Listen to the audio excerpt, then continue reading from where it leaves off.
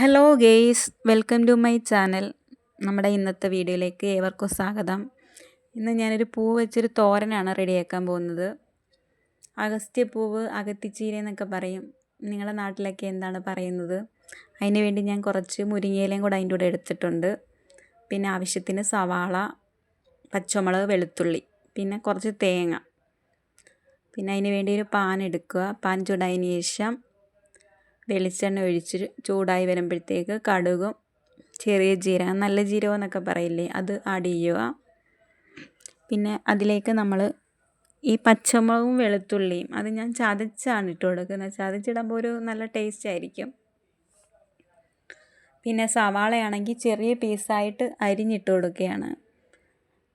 പൂവ് പെട്ടെന്ന് ഈ ചൂട് തട്ടുമ്പോഴത്തേക്ക് പെട്ടെന്ന് വെന്ത് കിട്ടുന്ന കാരണം ഞാൻ അത് ലാസ്റ്റേ ഇടുന്നുള്ളൂ. എന്ന് വെച്ചാൽ ആദ്യം സവാളയൊന്ന് വെന്ത് വരുമ്പോഴത്തേക്ക് നമുക്ക് പൂവും കൂടെ ആഡ് ചെയ്യാം.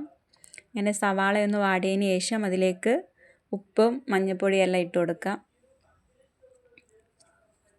പിന്നെ അതിന് ശേഷം നമുക്ക് ഈ പൂവും കൂടെ ഇട്ട് ഒന്ന് വാടി വരുമ്പോഴത്തേക്ക് തേങ്ങ ആഡ് ചെയ്യാം. തേങ്ങ ഞാൻ തിരിഞ്ഞ് കൈ വെച്ച് തന്നെ ഞെവിടി ചേർക്കുകയാണ് ചെയ്തത്. അല്ലെങ്കിൽ നമുക്കിത് ചതച്ചെടുക്കാം. പച്ചമുളകും വെളുത്തുള്ളിയും മഞ്ഞൾപ്പൊടിയും ജീരകം എല്ലാം കൂടിയിട്ട് ചതച്ച് ചേർക്കുന്നത് നല്ലതായിരിക്കും. നമ്മൾ സാധാ തോരൻ വെക്കുന്ന കണക്ക് തന്നെ. പിന്നെ നമ്മുടെ തോരനൊക്കെ ഏകദേശം റെഡിയായി വരുന്നു. പിന്നെ ഇതിലൂടെ മുട്ട ചിക്കിയൊക്കെ ചേർക്കും നമ്മൾ തോരൻ വെക്കുന്ന കണക്ക്. എന്നുവെച്ചാൽ ഇതിന് ചെറിയൊരു കയ്പുണ്ട്. അത് ബാലൻസ് ചെയ്യാൻ ഇതൊക്കെ ചേർക്കുകയാണെങ്കിൽ നല്ല ടേസ്റ്റ് ആയിരിക്കും. പിന്നെ നമ്മുടെ തോരൻ അങ്ങനെ റെഡി ആയിട്ടുണ്ട്. തോരൻ റെഡി ആയപ്പോഴത്തേക്ക് ഞാൻ കുറച്ച് ചോറ് കഴിക്കാമെന്ന് വിചാരിച്ചു. ചോറും അച്ചാറും ചമ്മന്തിയൊക്കെ ആയിട്ട് എടുത്തത് നല്ല ടേസ്റ്റ് ആയിരുന്നു. പിന്നെ ഇന്നത്തെ വീഡിയോ എല്ലാവർക്കും ഇഷ്ടപ്പെട്ടെങ്കിൽ ലൈക്ക് ചെയ്യുക, ഷെയർ ചെയ്യുക, സബ്സ്ക്രൈബ് ചെയ്യുക.